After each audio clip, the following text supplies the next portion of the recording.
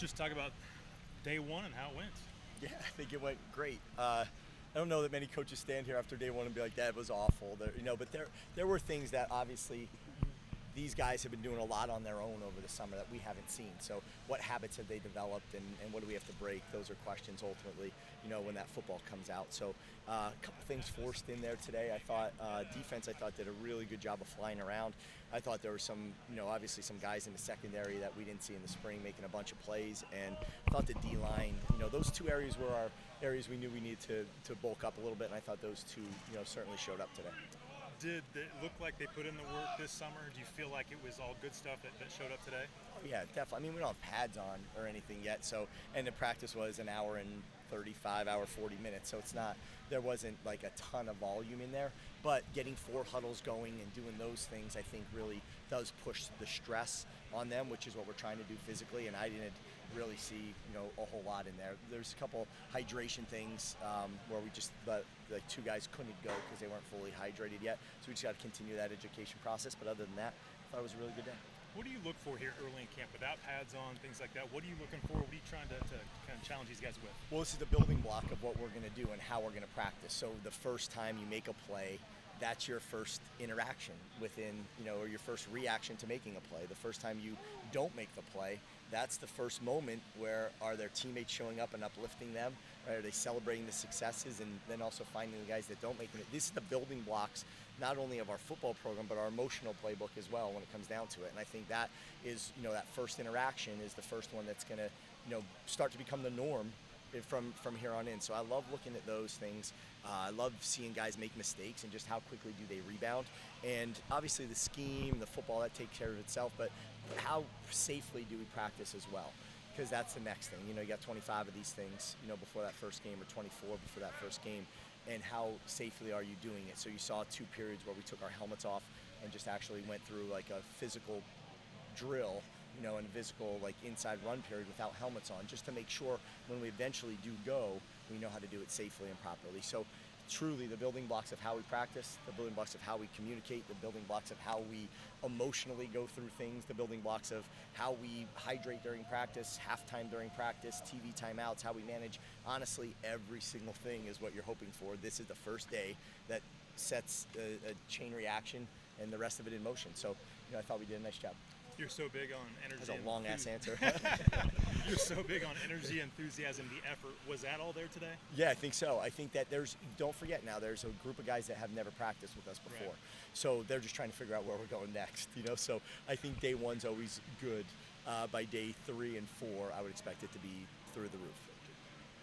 Like you just said, there are still so many new people coming in that weren't here in the spring, so how do you go about setting those expectations for the first day? Well, we talk about them all in a very lengthy meeting. It has nothing to do with X's and O's, but has everything to do with, just our program and the way our expectations and our standards in everything we do. So we watch, clips of things after the play, and we make sure that they understand what exactly they should be doing and how they should be going about it. Every drill before we do it this morning, we show an example of it, where they stand, when they stand in line, when they're waiting. We go through every single thing with them, so they don't walk out here and just try to listen to the next period being called and try to figure it out, right? They've been prepped on it, they met on it, they watch video on it, they come out and walk through it, and then they come out and run through it.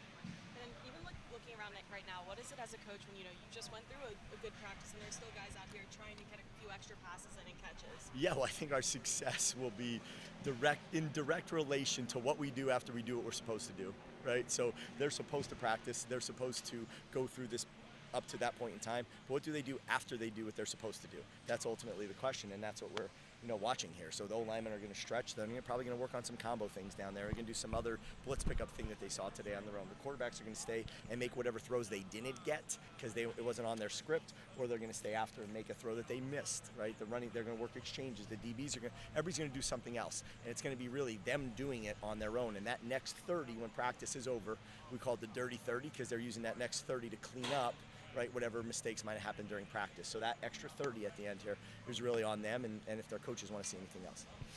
Along those lines, talking to coaches in other sports with a lot of veteran transfers, yeah, they say, guys maybe they didn't learn to do something wrong, or it's not the wrong way, but we need something different from them. Is that a lot of the stuff that gets cleaned up in that 30 period? I think so, yeah, because they're going to see it one way that they're used to it, right? They're going to be like, hey, this is how I do it. This is how we did it back in the past.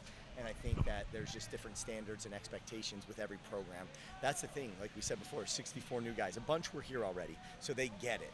And then they have the meeting after the meeting with the players and make sure they understand what those expectations and standards are. And I think that's all part of what we're trying to accomplish here. But ultimately, to your point, they do have their habits, they have the way they do things, and there is a period of that's not exactly how we do it. So we got to make sure that we adjust those things. Not correct anything.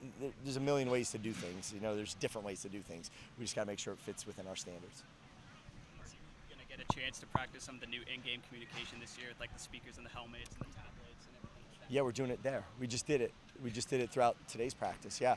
So that's why I went to inside run without helmets. The quarterback stayed in the helmet because he wanted to have that communication, throughout that. So yeah, from day one, we're on it. What do you think of the changes? Do you like it, or does it help streamline it? Or? I think it's fine. I think it's great.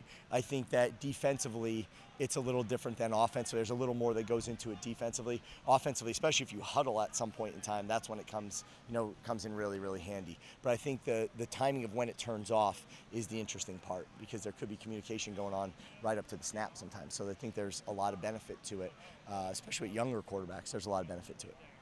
Should the defense be ahead of the offense right now? Always, yeah. It's the way it usually always works. Is that defense flies around, gets to the ball. They don't have to.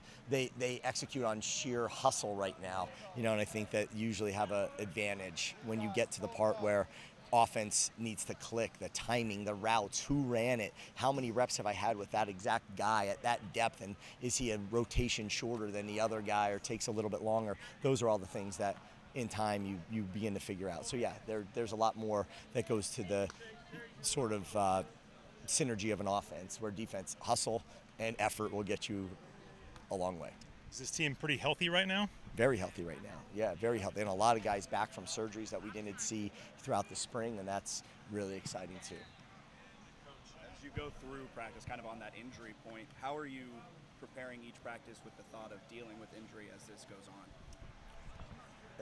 Reframe that question. Kind of like each day when you start tackling, how do you manage with the injuries? How do you make sure that the guys are as healthy as they can be on August 31st? Well, yeah, so if you're talking all the way to August 31st, there's a whole lot that goes into that, right? So there's a lot of sports science that we're employing, from GPSs to undulations within practice periods to coaches. You'll notice in some of their indies they don't move. They're working on something where there's no volume. They're not adding volume because we're looking for peaks and valleys throughout this practice to mimic the peaks and valleys that you'll get in game. So that's a lot of what we're trying to do, on top of hitting top speeds, not overusing anybody. And then we have iPads on the sideline that when someone starts to redline, we understand that. So as far as volume injuries from overworked, the two things you don't want to do on game one when you show up is you don't want to show up out of shape because you get exposed, but you don't want to show up overworked and tired because you get exposed, right? And that finding that exact perfect medium is what we're operating within. Contact injuries are going to happen. That's nothing, that we're just going to live with those as they show up. We got to be smart as when we contact, how we contact, and did we lay the proper foundation within our practice without helmets on and those things, to understand how to stay up, how to keep your face out of it, how to do things the right way. That enables you then to practice safely even when you go live. You guys added a ton of secondary talent throughout, specifically that spring portal window. What were you looking for when you were going out and recruiting those guys to come play? We were looking, we got through the end of spring and said D-line and DBs were some areas that we needed. So added a couple, really good defensive linemen and a bunch of really good DBs.